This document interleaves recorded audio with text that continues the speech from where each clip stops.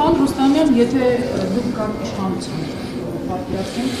եթե դուք իշխանություն, նախագծի հետ կապված, հաստատքի որտեղ եք վերանդայել, որը լավարկեք, որը կչեղարկեք եւ երկրորդ հարց, պարոն Սաղաթելյանը օրերս հայտարարեց, որ 2020 թվականի կառավարություններին կապված է քննիլայնված դաշինքով խնդրում եմ ասեք, որ քաղաքական ուժերին եք պատկերացնում դաշինքի կազմում, արդյոք այն շարունակելու գլխավորը Նախ թրիպի հետ կապված մենք կվերացնենք բոլոր այն մտահոգությունները, որոնք այսօր մենք ունենք, եւ դա հնարավոր է իրականացնել, այդ մտահոգությունները մի քանի ուղղություն ունեն։ Առաջինը նախ այն է, որ մեր ինքնիշխանության սահմանափակում մենք այս ամեն ինչի մեջ տեսնում ենք եւ սա պետք է փորձենք վերացնել բանակցությունների միջոցով։ Մենք չենք ասում, որ ճանապարհները չբացվեն, մենք չենք ասում, որ այդ հաղորդակցության միջոցները մեզ պետք չեն, պետք են իհարկե, բայց դա պետք է լինի փոխադարձության սկզբունքով, մեր ինքնիշխան տարածքները մեր վերահսկողության տակ պահելու միջոցով, իսկ փոխադարձությունը նշանակում է առնվազն թրիպը պետք է շարունակություն ունենա 43 կիլոմետրով չպետք է սահմանափակվի, գա հասնի մինչև օրինակ Երասխավան։ Մեկը թող ինձ բացատրի, եթե իրենք իսկապես ուզում են Հայաստանը դարձնել խաչմերուկ, այդ ինչի են եղած ճանապարհին զուգահեռ Թուրքիայում գիտեք, չէ, 200 քանի կիլոմետրանոց ճանապարհ է կառուցվում։ Զուգահեռ մեր ճանապարհին իրենց տարածքով կառուցվում է ճանապարհ։ Իսկ իրենք ուղղակի Հայաստանն ուզում են շրջանցել։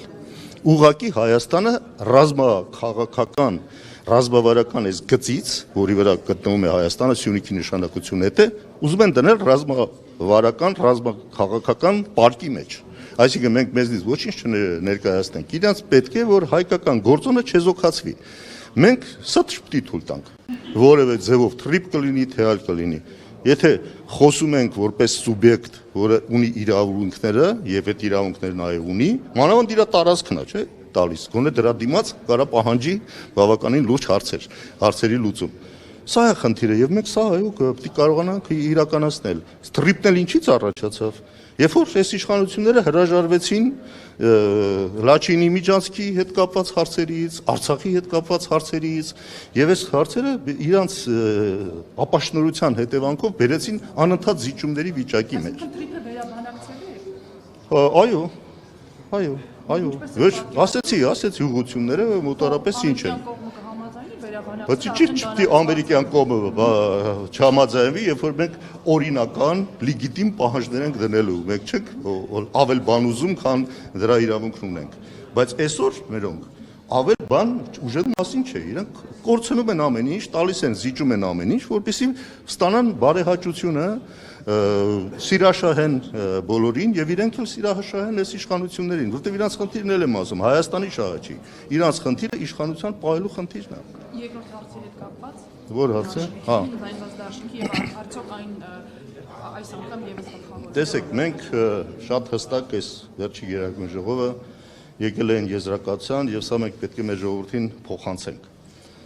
Կա մի քանի հստակ արձանագրում, որը կարծում եմ կարևոր է, որ մեր հասարակությունն իմանա։ Նախ հստակ է, որ որևէ մեկը, այդ թվում է դաշնակցությունը, միայնակ չի կարող հաջողել իշխանապահություն իրականացնել։ Եվ այս ընտրությունները մենք հենց այդ տրամաբանությամբ պետքա դիտենք։ Այսինքն այս ընտրությունները պետքա վերածվի իշխանապահության գործընթացի, այլ միջոց անիմաստ է։ Դրա համար երկու պայման է պետք, որ ցանկացած ուժ կարողանա բավարարել։ Ոչ միայն ինքը հաղթահարի շեմը, որտեվ եթե չհաղթարած չեմ, այդ նշանակում է փոշիացում, այդ նշանակում է Նիկոլ Փաշինյանի օկտին մասնակցություն,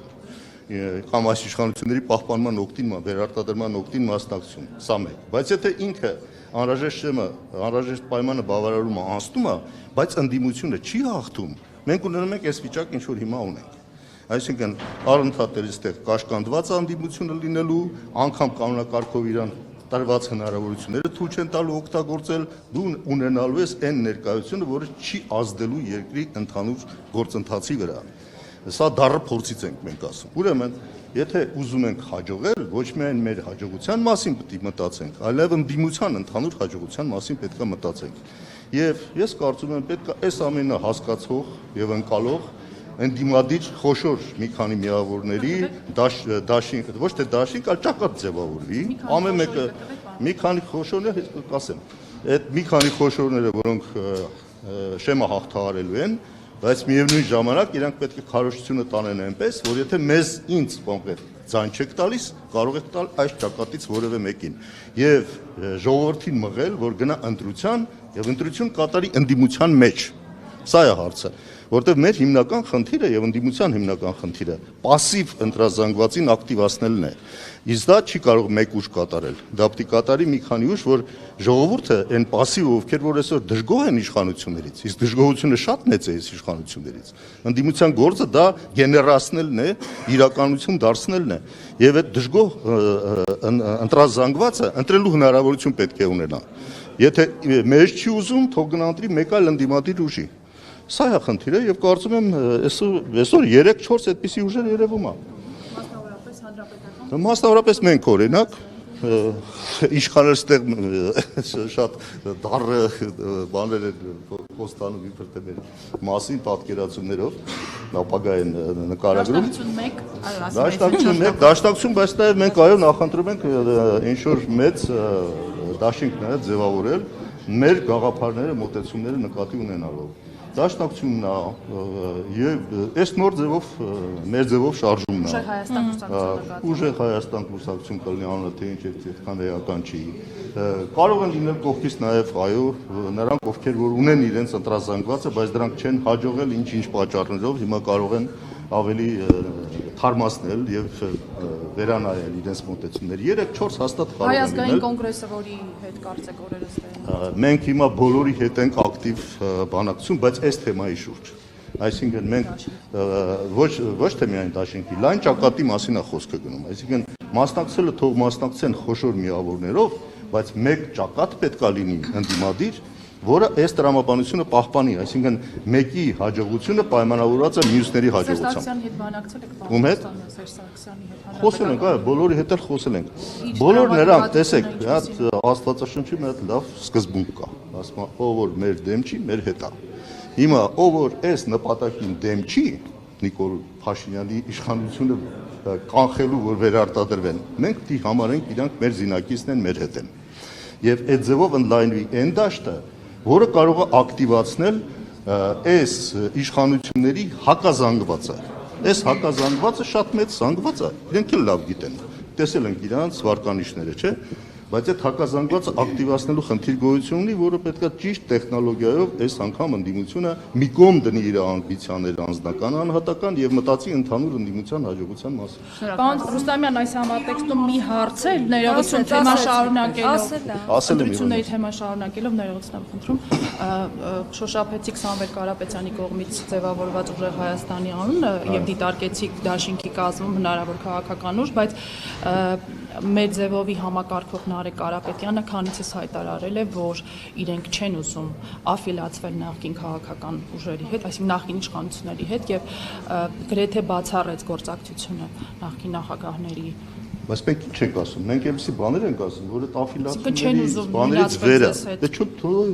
չեմ էլ ասում նույնն անեմ։ Տավախություն կա, որ դուք ցածր հանրային վստահություն ունեք եւ իրենք կարող են ձախողել։ Չէ, ինչ որ վստահություն, ես չեմ ասում ունենք շատ մեծ վստահություն, որ կարող ենք 50%-ից ավել բերել։ Մենք այդպեսի ամբիցիա չենք դրսևորում։ 50%-ից ավելին, 21-ից թվից ավելին կունենա։ Ով? Երեկալեն Սիմոնյան իշխանություն ասում է, Դե 21-ի իրանք որ թողես 90% կունենան, իրանք իրականում իսկապես կտրված են հանրային այս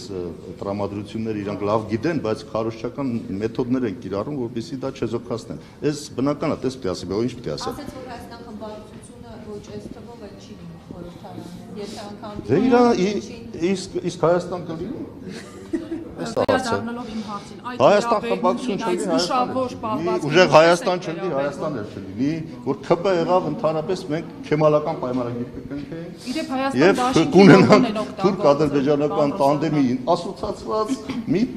տրիադա կկազմենք։ Տանդեմը կդառնա տրիադա։ Ուժեղ Հայաստանն է ձեր կարգախոսն է, չէ՞, 2021 թվականին, փաստորեն ձեր կարգախոսը դարել է քաղաքական ուժի անվան։ Դա այնպես բան է, որ բոլորն էլ իսկապես եթե Հայաստանը սիրում են Հայաստանի հետ կապված կունենալ որևէ արձանագրում, իսկ Հայաստան ուժեղ պետք է լինի, որ հաղթահարի այս բոլոր մարտահրավերները։ Շատ լավ։ Դուք դաշինքով մասնակցել եք, ուժեղ Հայաստանը դաշինքի կազմում չի եղել, առանձին է մասնակցել։ Հայաստան դաշինքը լայնված կազմով անցել է խորհրդարան, ուժեղ Հայաստանը նույնպես արդեն խորհրդարանում կոալիցիա կկազմեք։ Արդեն խորհրդարանում ամենագլխավոր պայմաններից մեկը այն է, ճակատ կառաջանա ընդդիմադիր, եթե հայտարարի այս իշխանությունների հետ ընտրական փուլում եւ բնականաբար ես կարծում եմ սա տրամաբանությունն է հուշում, եթե ընդդիմությունը ունենա միասնաբար մեծամասնություն, ասում եմ հենց Աստված պահանջի եւ ժողովուրդը, որ իրանք միանան, ուրիշ ճանապարհ չկա։ Հետո տեղ ուրիշ կասկածես տեղ չուն։ Ոչ միայն չեմ բացառում, այլ շատ հավանական եմ համարում։ Շատ հավանական եմ համարում։ Դրանից են իրանք սարսափում եւ ամեն ինչ անում են, որ դա տեղի չունենա։ Էս է իրականությունը։ Հավանիչ տեսանյութը եւ բաժանորդագրվիչ նորությունները բաց չթողնելու համար